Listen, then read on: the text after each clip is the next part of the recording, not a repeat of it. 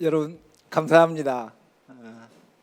그리고 고맙습니다. 이 어려운 상황에서 수업에 고통하시는 여러분들의 모습을 보면서 다른 표현하지 못하고 고맙다는 말 전해드리고 싶습니다. 이 강연의 주제가 뉴노멀 시대 체육교육의 위상과 역할인데요.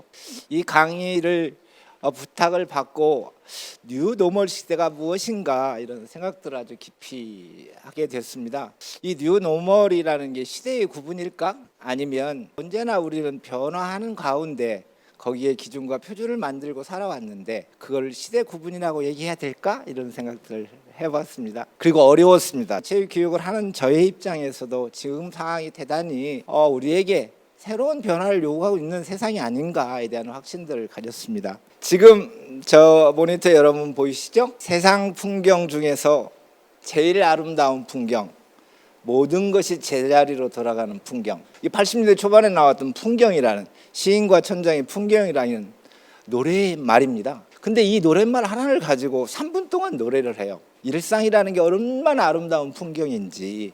근데 지금 풍경이 깨지고 있죠. 일상이 깨지고 있죠. 이 깨지게 된 계기는 아마 코로나19가 아니었을까. 근데 그 뒤에 더 많은 우리의 일상의 변화를 요구하는 어마어마한 혁명적 변화들이 일어나고 있다는 사실, 우리는 다시 한번 기억해야 될 것 같습니다. 뉴노멀, 여기 한번 이 그림을 한번 보시죠. 조그만 얼마나 이쁩니까?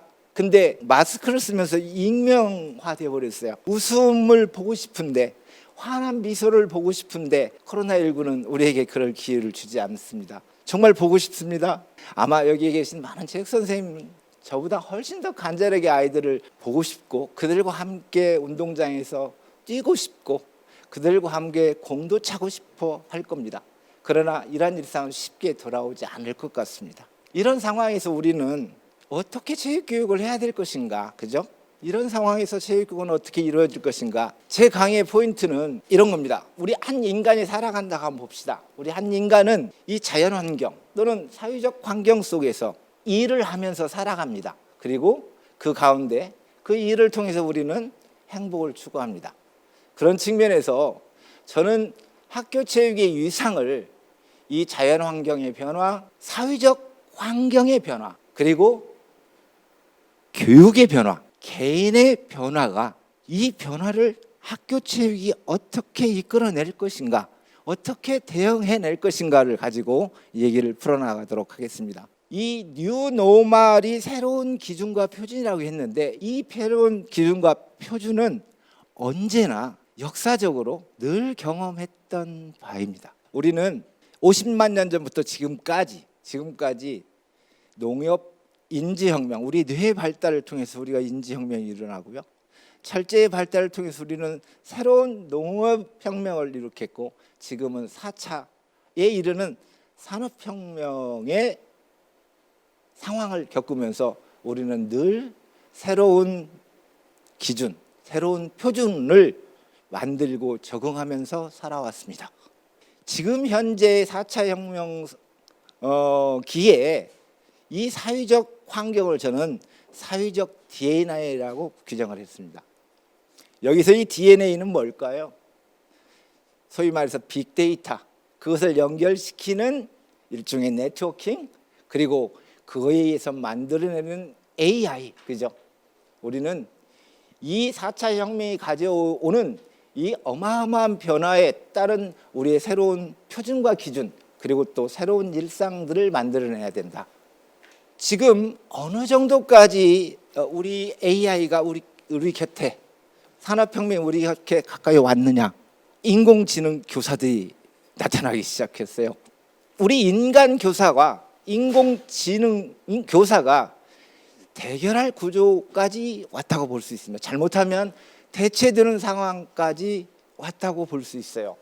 그런데 우리 인간은 인공지능에 대체하지 못하는, 인공지능이 가질 수 없는 무한한 잠재력을 가지고 있습니다.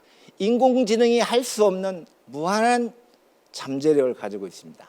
그 잠재력이 무엇일까요?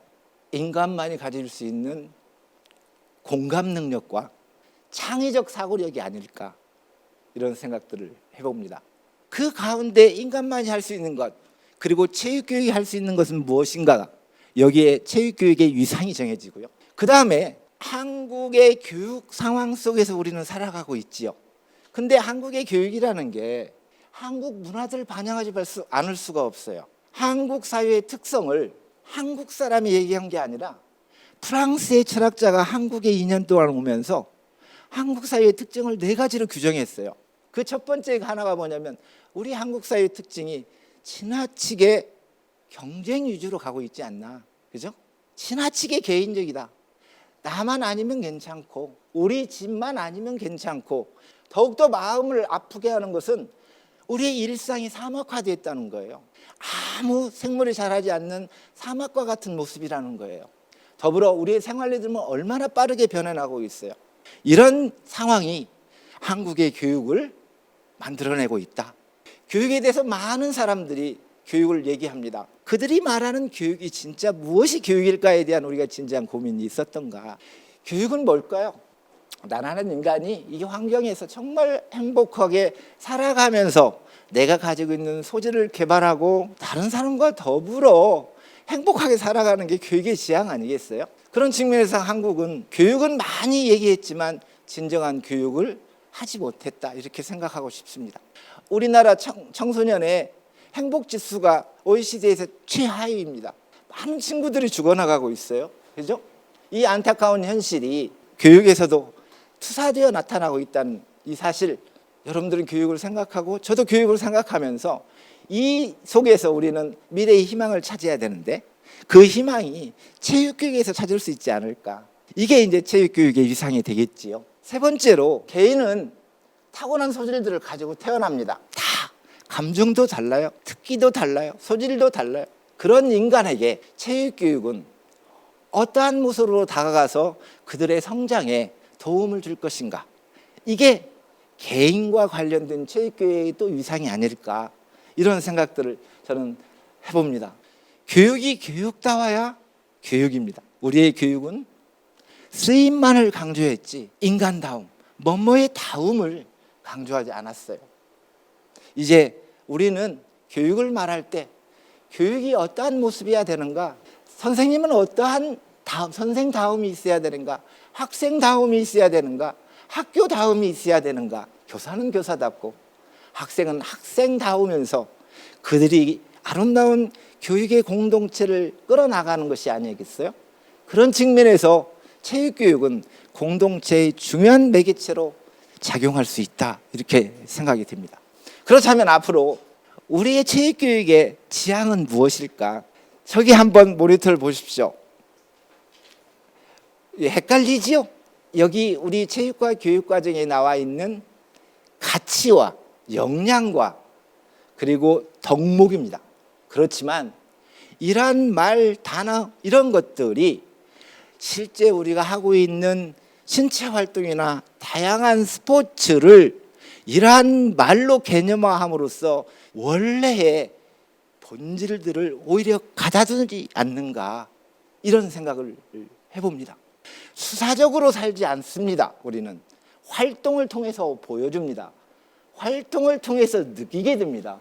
느낌을 통해서 우리는 내가 살아있음을 알게 됩니다. 거기에 체육교육의 핵심이 있다고 봅니다.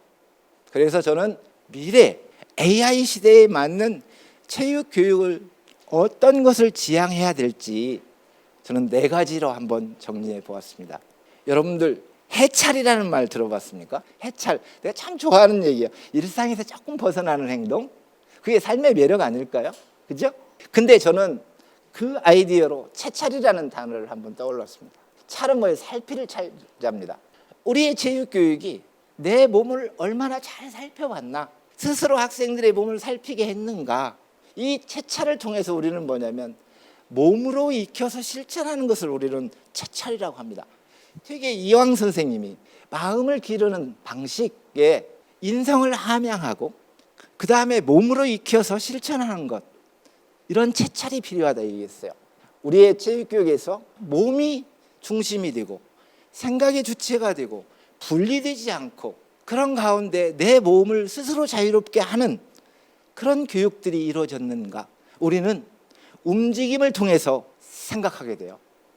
생각하면서, 지각하면서, 자각하면서 움직이지 않아요.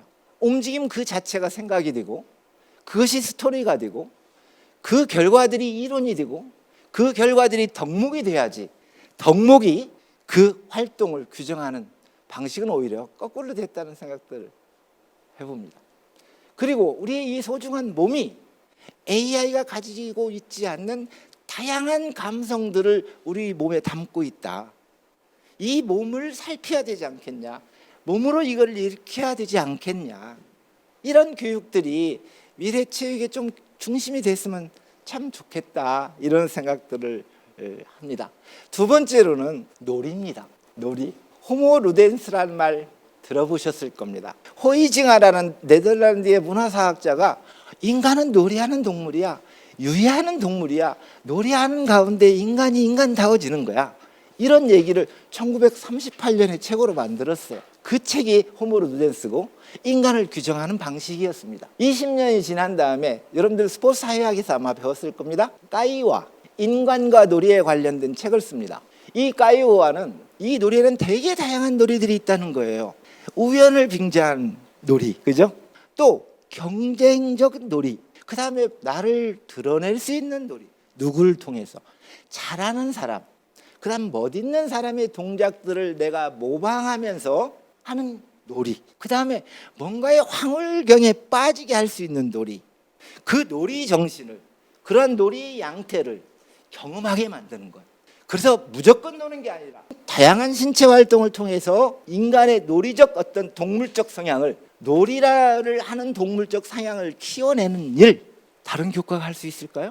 몸이 움직이는 그런 가운데서의 이루어지는 창의성, 만족감, 자발성, 이런 것들을 복원해내는 것, 이게 체육교육의 역할이 아닐까.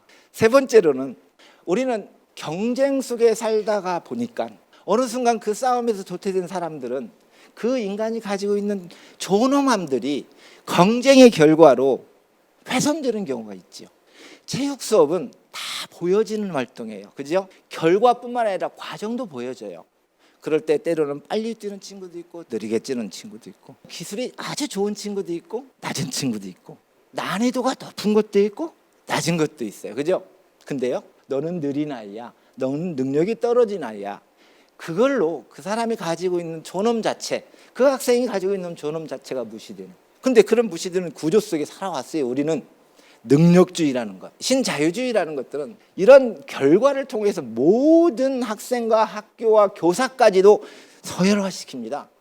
우리 경쟁의 결과로 우리 인간이 평가되는 것, 그죠? 우리의 존엄이 무시되는 것, 내가 가지고 있는 능력 내에서 또 다른 사람이 가지고 있는 능력을 인정하는 그러한 존엄주의 측면에서의 우리의 체육교육이 뭔가를 해줘야 되겠다. 실패하는 사람을 낙오자로 생각하지 않고 이런 존엄이 전제된 공감 또는 연민, 선생님도 저희가 왜 못할까? 선생님 정말 안타까워하는 모습들이 비춰질 때 저 학생은 선생님과 가깝게 소통하고 체육을 좋아하게 되는 것 아니겠어요? 그 다음에 네 번째, 모든 교육과 학습의 결과는 표현이라는 생각이 들어요. 이 표현이라는 게 뭘까요? 내가 여태까지 배우고 공부하고 했던 모든 것들은 내가 이런 것을 배우고 이런 것을 내 것으로 만들어서 보여주는 것은 다 표현입니다. 체육은 몸으로 보여주는데 강조점이 있죠. 우리는 그 표현을 무용 속에 한정시키지 않고 이제는 우리의 활동 전체, 우리 몸에 그것들이 늘 붙어 다닐 수 있도록 만들어주는 것. 내가 못해도 나는 이 정도의 표현으로서 나를 표현한다. 우리 체육활동은 그런 측면에서 다른 교과보다 훨씬 더 많은 표현들을 할 수 있는 그런 교과다. 이런 생각들을 이렇게 하게 돼요. 제가 말했던 이 네 가지는 두 개는 실체고 두 개는 뭐냐면 개념이에요. 우리는 개념 속에서 살지 않아요. 생활 속에서 개념을 얻어내요. 이 네 가지가 어떤 절대적인 표준, 그러니까 뉴 노멀의 기준이 돼서는 또 아니다, 저는 생각이 들어요.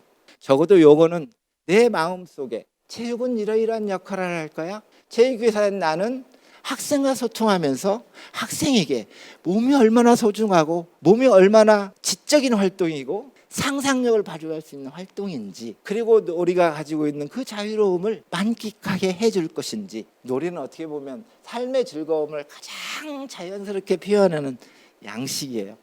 그런 양식들을 내가 키워야 되지 않겠어요? 그래야 놀 수 있잖아요. 제 친구 중에 하나 김정훈이라고 있어요. 그 심리학과 나오고 유명한 친구인데, 그 친구의 책 중에 뛰는 놈 위에 나는 놈이라고 있어요. 아니, 노는 놈. 21세기는 노는 사람의 시대다. 이렇게. 우리는 코로나 이후 4차 혁명이 막 우리에게 가까이 와 있는 상태에서 진짜 놀 수 있는 사람, 놀 줄 아는 사람, 놀면서 일상을 새롭게 구성하는 사람, 그런 사람으로 만들어야만 체육이, 스포츠가, 신체 활동이 학교에서만 하고 끝나는 게 아니라 평생 동안 나의 일상의 중요한 영역으로 자리 잡지 않을까. 그렇게 하는 분들이 체육교사입니다. 그래서 여러분의 지금 열심히 노력하는 그 모습에 저는 찬사를 보내고 격려를 보내고 그리고 감사의 말을 드리고 싶어요. 정말 감사합니다. 고맙습니다.